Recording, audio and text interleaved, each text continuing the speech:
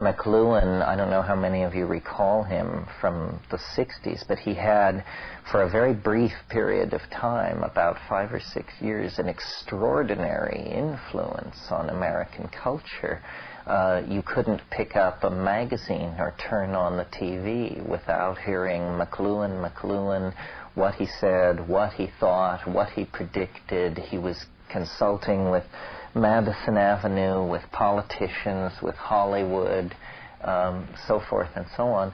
And his influence, he died in the early 70s, and his influence died with him. Even though he had founded the Center for Media Study at the University of Toronto in Canada, he really seemed to spawn no highly visible successors. Was a unique personality and breakthrough, much in the same way that Joyce was a unique personality and spawned very few imitators. And the irony of all this is that McLuhan did his journeyman work before he burst onto the world stage as this mysterious savant of media. He did his work as a Joyce scholar. That's what he was, literary critic, Joyce scholar, medievalist, that sort of thing. And then in the early 50s or middle 50s, he wrote a book which I've never read, it's very hard to find, called The Mechanical Bride, that was his first testing of his ideas. McLuhan is primarily understood as a communication theorist or a philosopher of media.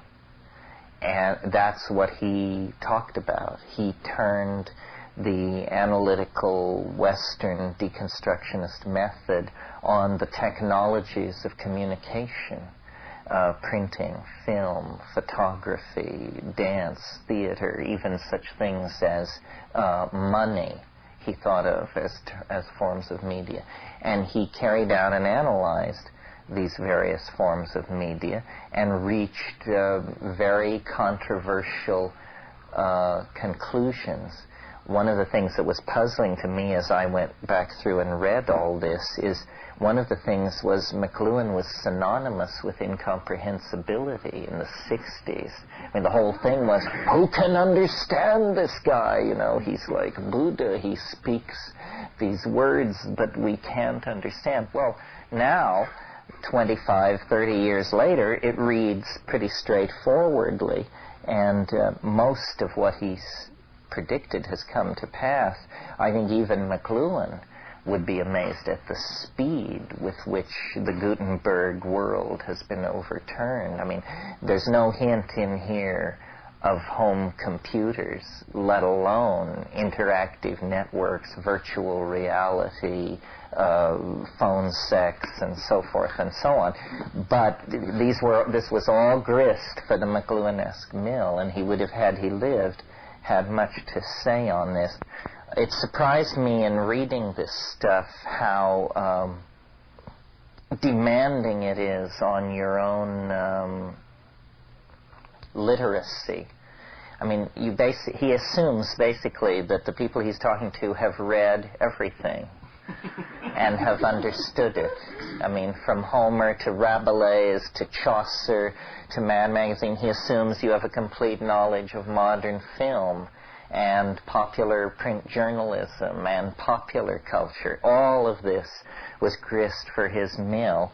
I'll show you the books I'm reading from and talking about, and then I'll actually read you a section of McLuhan, because it's like Joyce, it's a stylistic thing that you can't really encompass without getting your feet wet. This was his best-known book, probably, and this is the original paperback edition. This book was immensely discussed when it came out, and probably very little read, judging by the quality of the discussion. Understanding Media, the Extensions of Man. This is how most people heard of McLuhan. And he followed it up with the Gutenberg Galaxy, These are all first editions. These books I don't think are in print. Few intellectuals in this century have fallen so totally through the cracks as McLuhan. The Gutenberg Galaxy, very interesting. I'm going to read from it, some of it tonight. It's organized around chapter headings such as, does the interiorization of media such as letters alter the ratio among our senses and change mental processes? Or Pope's Dunciad indicates the printed book as the agent of a primitivistic and romantic revival. Sheer visual quantity evokes the magical resonance of the tribal horde. The box office looms as a return to the echo chamber of bardic incantation. That's a chapter heading. Typography cracked the voices of silence. And one of my favorite, Heidegger surfboards along on the electronic wave as triumphantly as Descartes rode the mechanical wave. So there's a lot of fun in McLuhan, and this comes out of his being a Joyce scholar. You just can't mess with that without fun. This is his third book with Harley Parker, Through the Vanishing Point, Space in Poetry and Painting. And I guess I should say, a few years ago, somebody asked me to review McLuhan's letters, which had been published, which I did. It was Gnosis or somebody. Anyway, it brought back to me, he was a convert to Catholicism, and an extraordinarily complex intellectual with a medievalist who became a Joyce scholar, who became a communications expert. And in McLuhan there is a very deep strain of nostalgia for the essence of the medieval world, of what he called manuscript culture. And essentially his entire output is a critique of print and of the impact of print on culture. And I think, though he attempted to be fairly even-handed, his final resolution of all this was that it had many detrimental and distorting effects on the Western mind. This is another little book he published back in the heyday, and he experimented with topographic layout, somewhat hearkening back to the Surrealists, whom he discusses a great deal. And there was something about, it was his fascination with topographical layout that also brought him into such congruence with the wake. So let me read you a section from the Gutenberg Galaxy that is both interesting to think about, or, if you can't understand it, then an interesting example of what McLuhan's style was like, and what I mean by that he was an extraordinarily demanding intellectual. He doesn't cut you much slack. This is a short section called "Only a Fraction of the History of Literacy Has Been Typographic." Till now, we have been concerned mostly with the written word as it transfers or translates the audio-tactile space of sacral, non-literate man into the visual space of civilized or literate or profane man. Once this transfer or metamorphosis occurs, we are soon in the world of books, scribal or typographic. The rest of our concern will be with books, written and printed, and the results for learning and society. From the 5th century BC to the 15th century AD, the book was a scribal product. Only 1/3 of the history of the book in the Western world has been typographic. It is not incongruous, therefore, to say, as G.S. Brett does in Psychology, Ancient and Modern, and here's the quote, "The idea that knowledge is essentially book learning seems to be a very modern view, probably derived from the medieval distinctions between clerk and layman, with additional emphasis provided by the literary character of the rather fantastic humanism of the 16th century. The original and natural idea of knowledge is that of cunning, or the possession of wits. Odysseus is the original type of thinker, a man of many ideas, who could overcome the Cyclops and achieve a significant triumph of mind over matter. Knowledge is thus a capacity for overcoming the difficulties of life and achieving success in this world. So that closes the quote. Then McLuhan comments, Brett here specifies the natural dichotomy which the book brings into any society. In addition to the split within the individual of that society, the work of James Joyce exhibits a complex clairvoyance in these matters. His Leopold Bloom of Ulysses, a man of many ideas and many devices, is a freelance salesman. Joyce saw the parallels, on one hand, between the modern frontier of the verbal and the pictorial, and, on the other, between the Homeric world poised between the old sacral culture and the new profane or literate sensibility. Bloom, the newly detribalized Jew, is presented in modern Dublin, a slightly detribalized Irish world. Such a frontier is the modern world of the advertisement, congenial, therefore, to the transitional culture of Bloom. In the 17th or Ithaca episode of Ulysses, we read, what were habitually his final meditations? Of some one sole unique advertisement to cause passers to stop in wonder, a poster novelty with all extraneous accretions excluded, reduced to its simplest and most efficient terms, not exceeding the span of casual vision and congruous with the velocity of modern life. In the books at the Wake, James S. Atherton points out, and here's Atherton's quote, amongst other things, Finnegan's Wake is a history of writing. We begin with writing on a bone, a pebble, a ram's skin, leave them to cook in the mothering pot, and Guten Morg with his Cro-Magnon charter, tinting fats and great prime, must once for omnibus step rubric red out of the word press. The mothering pot is an allusion to alchemy. But there is some other significance connected with writing, for the next time the word appears, it is again in a context concerning improvement in systems of communication. The passage is, all the Irish cynics of her dip and dump help a bit from an Father Hogum told the Mutter Maskins.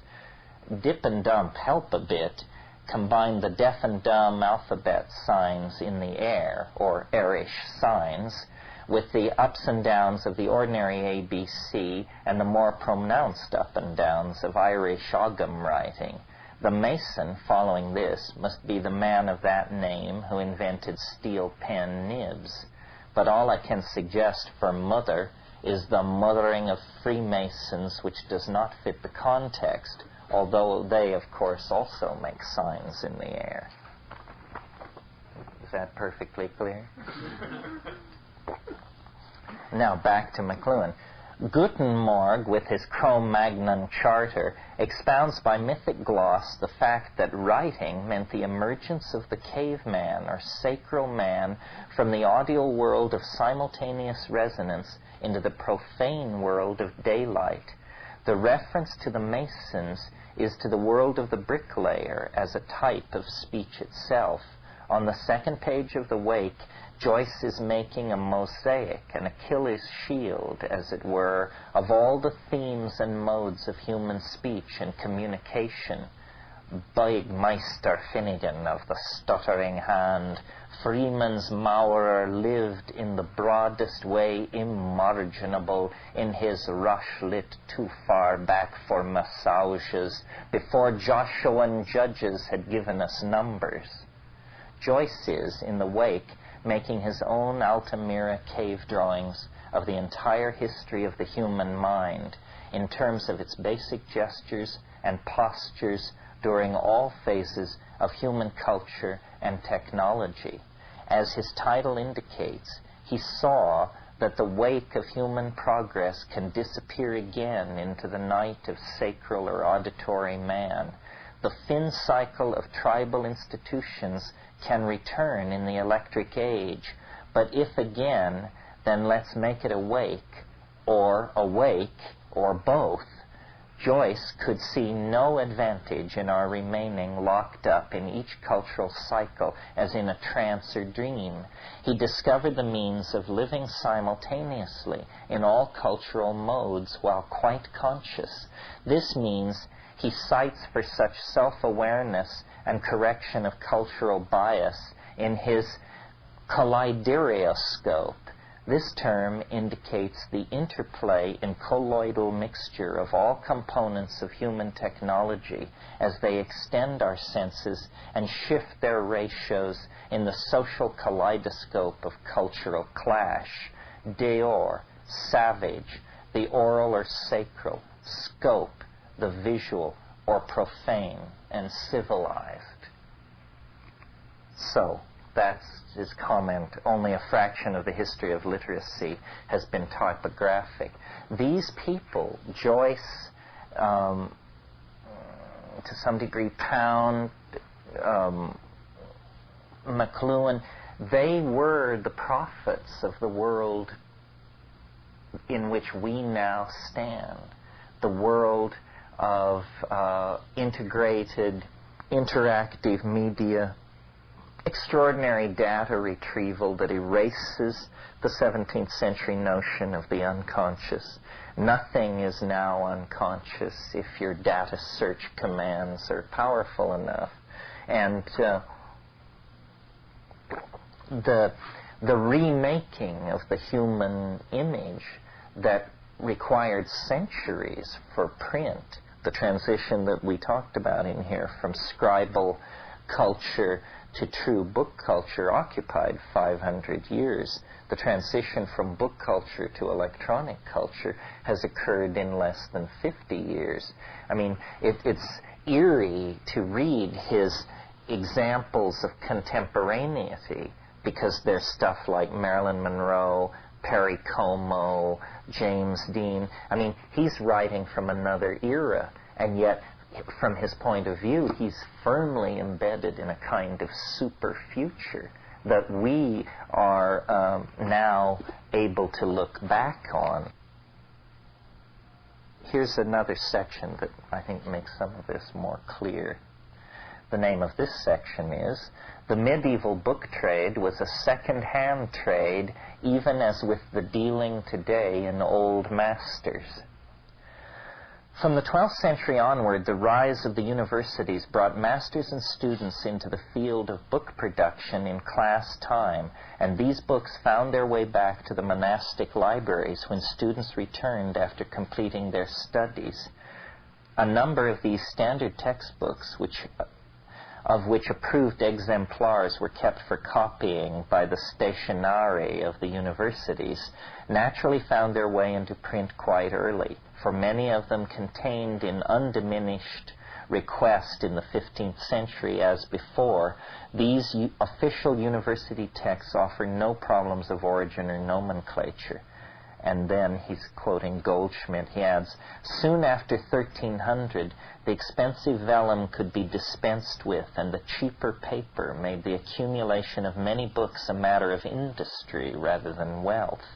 Since, however, the student went to lectures pen in hand, and it was the lecturer's task to dictate the book he was expounding to his audience, there is a great body of reporterata, which constitute a very complex problem for editors." So really, like for Joyce, for McLuhan, the book is the central symbol of the age, the central mystery of our time. In a sense, I sort of share that notion. It's a very Talmudic notion. It's a very psychedelic notion. It's the idea that somehow the career of the word is the central overarching metaphor of the age. And naturally, if the book is the central metaphor for reality, then reality itself is seen as somehow literary, somehow textual. And this, in fact, is how I think reality was seen until the rise of modern science. We're always taught, that the roots of modern science go back to Democritean atomism, which is, of course, true. But the number of people who knew that 1,000 years ago was probably very few. The real notion out of which science had to divest itself is the notion of a book, or, if that seems too concrete, a story, a narrative, the story of man's fall and redemption. That was what the Christian exegesis of post-Edenic time was all about. With the rise of modern science, the idea of narrative has become somewhat overthrown. McLuhan would say that narrative persisted far beyond its utility because the biases of print kept it in place for such a long time. Everyone assumes that tools are tools and you use them and that's that. For McLuhan, the entirety of the toolkit of modern Western man can be traced to the unconscious assumptions of print. For example, the idea of the individual, which is a pretty personal notion, right there in close to the heart. The idea of the individual is a post-medieval concept, legitimized by print. The idea of the public, this concept did not exist before newspapers, because before newspapers there was no public. There were only people, and rulers very rarely bothered to pass on their thinking to anybody other than their closest associates, and then only for utilitarian reasons. The notion of an observing citizenry somehow sharing the governance of society, this again is a print-created idea. The idea of interchangeable parts, without which our world would hardly function. There would not be automobiles, buildings, aircraft, interchangeable parts. That's an idea that comes from the interchangeability of letters in a printer's block. All that was the first industry to ever utilize the concept of easily reformulated subunits. And it's strange, the Chinese get credit for inventing printing thousands and thousands of years before Europe, but they would carve a single block of wood and print it. They didn't get the notion of movable type. And movable type, the distribution of books becomes the paradigmatic model for the distribution of any product. It's produced, it's edited, it's manufactured, it's sold, and then sequels are spawned. All products have followed this model, but books were one of the earliest mass-manufactured objects to be put through this cycle. Modern city planning, the linearity of it, the way in which land surveys are carried out, these are all unconscious biases imbibed from the world of print. And they make sense if you're a print head. But one of the peculiar things, notice that animals do not possess language. Many human societies do not possess writing. And very few human societies, and only 2 on Earth, invented printing. And yet once invented, it feeds back into the evolution of social structures and defines everything. And yet it's an extraordinary artificiality. And we have been imprisoned in it for hundreds and hundreds of years now. Now it is breaking down. And we are changing to a different sensory ratio. And you might suppose, if you hadn't given this a lot of thought, that the new electronic media, television, and so forth, would carry us into an entirely different sensory ratio. McLuhan felt differently.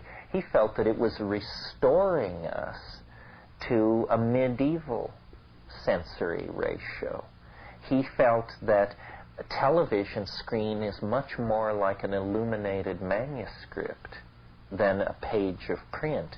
The distinction may seem subtle at first, but if you're looking at an illuminated medieval manuscript, notice I said looking, you must look in order to understand. Reading is not looking. Reading is an entirely different kind of behavior. As a child, you learn what an E looks like, what a printed lowercase e looks like. After seeing 20, 100, 1,000, 10,000, you know what it looks like. You have an expectation of the gestalt of the lowercase e, and nobody opens a book and looks at print unless there's some extraordinary abstract discussion going on. We read print, but we look at manuscript because manuscript carries the intrinsic signification of the individual who made it, and his or her idiosyncrasies have to be parsed through to get the meaning. Similarly with television, television is a very low resolution media. I mean, these are little pieces of light, pixels flying back and forth, and they must be looked at. They cannot be read. And it's an extraordinarily engaging process. That's why it creates an entirely different set of social biases than print does. And McLuhan called these biases, and this was the one distinction or one idea of his that made its way into popular culture. He distinguished between what he called hot and cold media. And usually people botch this every time because nobody really, to this day, understands exactly what he meant. So let me read you a little bit about this distinction. This is in Chapter 2 of Understanding Media, and Chapter 2 is called Media, Hot and Cold. The rise of the waltz, explained Kurt Sachs in The World History of the Dance, was a result of that longing for truth, simplicity, closeness to nature, and primitivism with which the last 2/3 of the 18th century fulfilled. In the century of jazz, we are likely to overlook the emergence of the waltz as a hot and explosive human expression that broke through the formal feudal barriers of courtly and choral dance styles. But obviously it was, I mean, when you contrast it to what came before. There is a basic principle that distinguishes a hot medium like radio from a cool one like the telephone, or a hot medium like the movie from a cool one like TV. A hot medium is one that extends one single sense in high definition. High definition is the state of being well filled with data. I love that. A photograph is visually high definition. A cartoon is low definition simply because very little visual information is provided.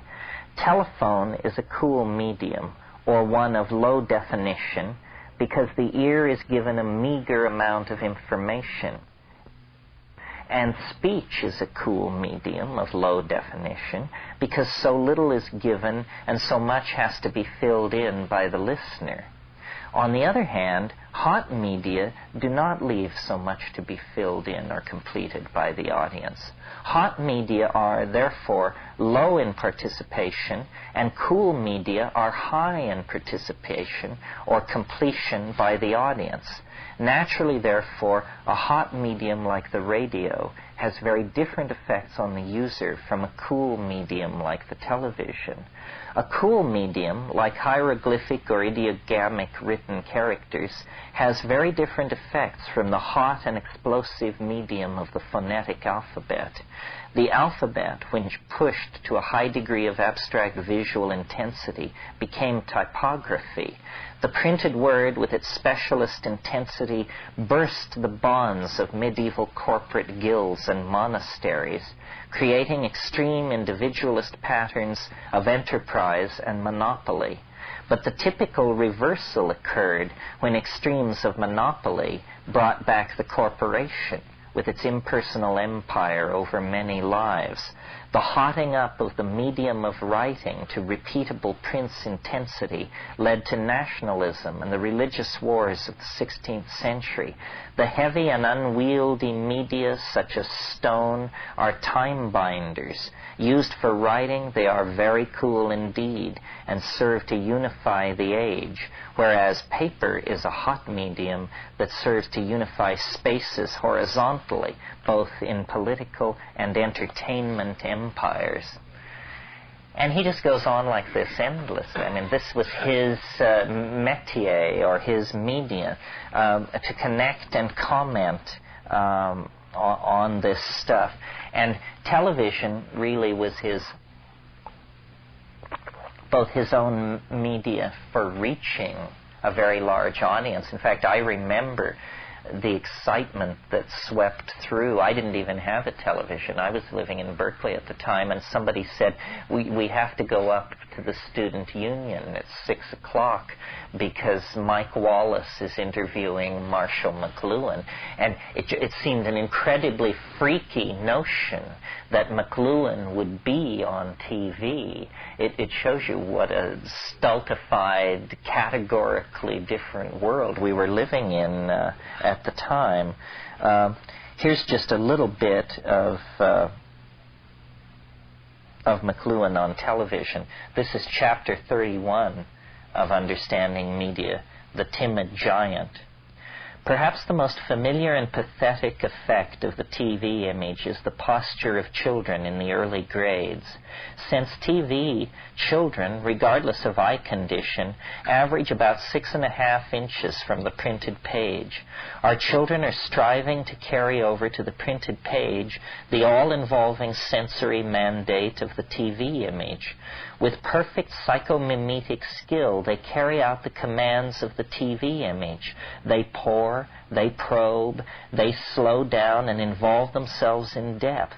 This is what they had learned to do in the cool iconography of the comic book medium. TV carried the process much further. Suddenly they are transferred to the hot print medium with its uniform patterns and fast lineal movement. Pointlessly they strive to read print in depth. They bring to print all their senses, and print rejects them.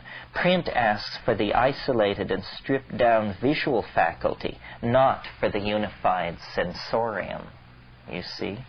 So often very unexpected, paradoxical insights emerge from this stuff. And in this book that he did with Harley Parker, Through the Vanishing Point, Space in Poetry and Painting, it's an interesting technique. They take a number of works of art, either literature, such as the Song from Love's Labour Lost by William Shakespeare, or the Ballade de Bonconcieux of Geoffrey Chaucer, or the Rubaiyat of Omar Khayyam, and then comment on it, and also visual arts, because McLuhan really felt that the art historical and technological and architectural output of Western civilization could be essentially psychoanalyzed, could be seen as the tracings of the mass consciousness. And he felt that the evolution of sensory ratios within historical time had been very, very rapid. That, for example, he talks about how St. Augustine was a person of great piety and learning, and people doubting this would show him an open page of scripture or theological disputation, and he would look at it for a few minutes, and then they would close the book, and he could tell them what was written there. And this was taken as proof of his piety. He was, as far as we can tell, the only man in Europe who could read silently at that time. This was a period when the audial pre-scribal culture was still being assimilated. McLuhan spends a lot of time analyzing this episode in the 14th century when the laws of perspective spring suddenly into being, as somewhat in the way, very similar in the way that fractal mathematics have introduced us to a new superspace. For the Renaissance, spatial perspective was essentially a filing system for visual data. At last they knew where to put everything and where to look for it once they had put it there, which if you have a pre-perspectivist arrangement of space, you have to look, not read, look at each painting in order to locate where the information is. This is, again, this read-look dichotomy. McLuhan never discussed psychedelics, but psychedelics, I think, clearly are an extension of these kinds of media that you have to engage with, that you have to look at, that you cannot read, you cannot take for granted. And these give back a much more complex world. I mean, notice that the world created by print is a world of gestalts, buildings, highways, bridges. We know how these things are supposed to look. We don't experience astonishment each time we enter a home or an institutional edifice. There is a built-in set of syntactical expectations in linear space. And when those are violated, this is very noticeable and becomes the basis for architectural or design innovation or something like that. I think that what's happening, and I think that this would be McLuhan's take, is that all of these new media that attempt to suppress the appurtenances of media are in fact having the effect of returning us to an archaic sensory ratio. And McLuhan was on to this. He is the one who coined the phrase electronic feudalism. And he felt that we were headed back toward a medieval sensory ratio because he saw television as like manuscript. But I think had he lived into the era of VR, psilocybin, HD TV, and implants, he would have seen we're not reaching back to the medieval.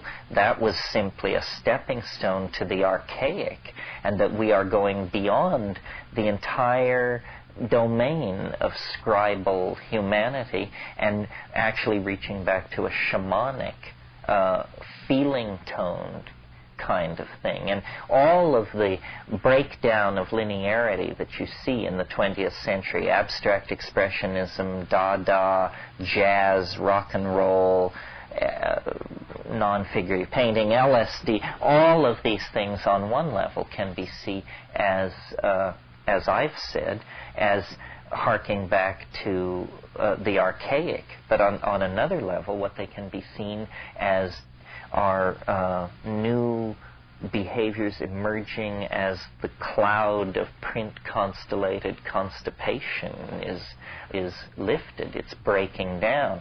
An interesting question that we would put to McLuhan if we had him here tonight, I think, is to what degree can what he said about television not be applied to HD TV? It seems to me that HD TV is television without the biases of TV.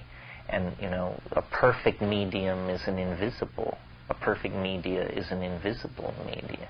And print is the least invisible of all media. I mean, print is an incredible Rube Goldberg invention for conveying information. Here's McLuhan on this same subject rather than me dwelling on it. This is from the Gutenberg Galaxy. This is a section called "A Theory of Cultural Change is Impossible Without Knowledge of the Changing Sense Ratios Effected by Various Externalizations of Our Senses," in other words, by media. It is very much worth dwelling on this matter, since we can see that from the invention of the alphabet, there has been a continuous drive in the Western world toward the separation of the senses, of functions, of operations, of states, emotional and political, as well as of tasks, a fragmentation which terminated, thought Durkheim, in the anomie of the 19th century. The paradox presented by Professor von Bexy is that the two-dimensional mosaic is in fact a multidimensional world of interstructural resonance. It is the three-dimensional world of pictorial space that is indeed an abstract illusion built on the intense separation of the visual from the other senses. There is here no question of values or preferences. It is necessary, however, for any other kind of understanding to know why primitive drawing is two-dimensional, whereas the drawing and painting of literate human beings tends toward perspective. Without this knowledge, we cannot grasp why people ever cease to be primitive or audio-tactile in their sense bias, nor could we ever understand why men have, sense saison, that's in quotes, abandoned the visual in favor of the audio-tactile modes of awareness and of organization of experience. This matter clarified, we can much more easily approach the role of alphabet and of printing in giving a dominant role to the visual sense in language and art and in the entire range of social and political life. For until we have upgraded the visual component, communities know only a tribal structure. The detribalizing of the individual has, in the past at least, depended on an intense visual life fostered by literacy, and by literacy of the alphabetic kind alone. For alphabetic writing is not unique, but late. There had been much writing before it. In fact, any people that ceases to be nomadic and pursues sedentary modes of work is ready to invent writing. No merely nomadic people ever had writing any more than they ever developed architecture or enclosed space. For writing is a visual enclosure of non-visual spaces and senses. It is therefore an abstraction of the visual from the ordinary sense interplay, and whereas speech is an utterance of all our senses at once, writing abstracts from speech. That's very interesting, isn't it? That this association of nomadism to the inability to create architectonic space and therefore no writing. That a word is a structure, a written word is a structure, and therefore no nomad would ever do such a thing. Interesting. I think he's saying reading is not seeing. And those who read do not see. Even when they lift their eyes from their books, they carry the attitude of print into the world. They read, they attempt to read nature. And you can't read nature. You must look at nature. You must see nature. Certainly, I think in my own life, I was thinking about this a few months ago, and it surprised me. I'm trying to think of the books that really influenced my life, and I thought of, Moby Dick and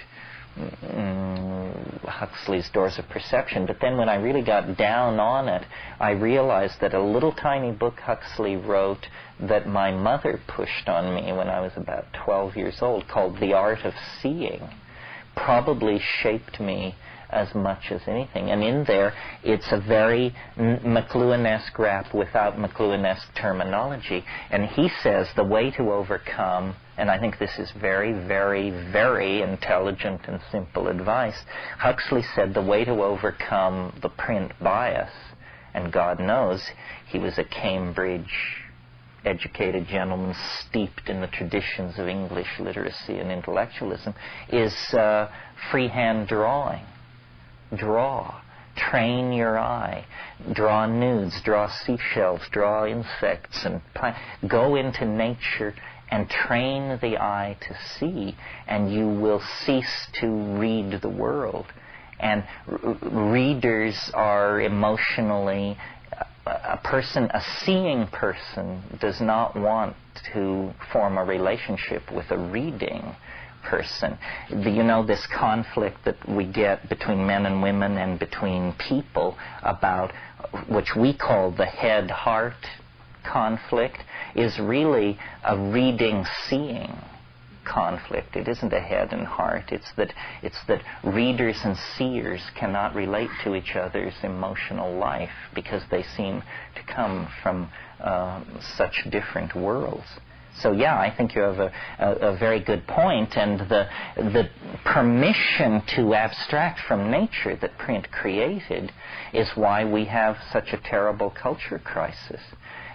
Because, just a kind of a trivial example, it was said by Marshall McLuhan, strangely enough, that the Vietnam War could not be won the way an ordinary war is won because the citizenry of this country couldn't tolerate the sight of what war was, and that modern warfare became impossible when it could be televised into the living room, because war is something that you must read about. You must not see it. It must be this grand thing of the distant clash of armies and young heroes being created. But when it turns into amputation and maggots and screams of pain, the political fun goes out of it. So war is therefore a literary activity.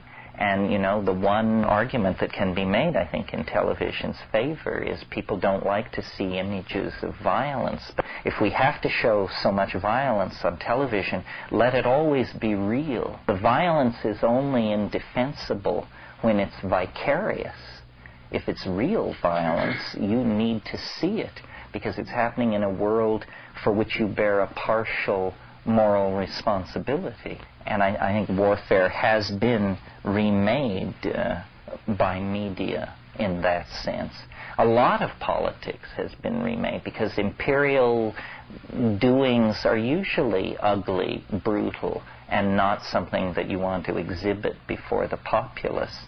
And yet modern media makes that very difficult to avoid. You get the notion of public morality, or, the people won't stand for this. We have to get this story out. The people won't stand for this. Well, now, this is a moral dimension inconceivable in medieval or Roman times. I mean, what would it mean to say the people won't stand for this? So there's an attempt to create, through the collectivity, a kind of community of moral judgment. The medium is the message means that the medium is the thing which is making the difference. In every discussion you ever hear since the 60s about TV, for example, is it good, is it bad, terrible, wonderful, the discussion hinges around what's on TV. And people say, whoa, television is terrible, it just shows violence. And then somebody else says, no, television is wonderful, those nature shows and news from far away and masterpiece theater. This is a stupid argument. What McLuhan meant by the media is the message, is he meant that it doesn't matter what you put on TV. TV is TV. It has an intrinsic nature. And whether you're showing National Geographic specials or slasher movies, TV will do what it does. It has certain qualities, just like driving a car or skiing.